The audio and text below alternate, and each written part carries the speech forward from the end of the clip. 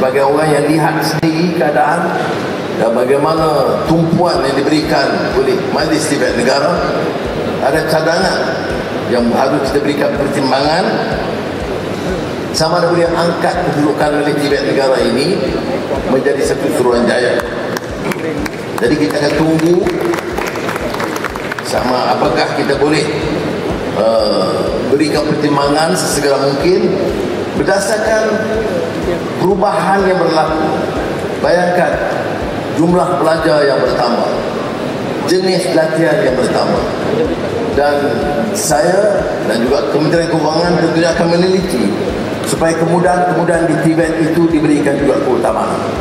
Apakah machinery-nya cukup, apakah bentuk latihan dan technical expertise yang cukup, dan bagaimana boleh kita adakan sinergi seperti mana saya tekankan tadi di antara syarikat-syarikat kerajaan dan syarikat-syarikat swasta dengan Tibet yang sedia ada.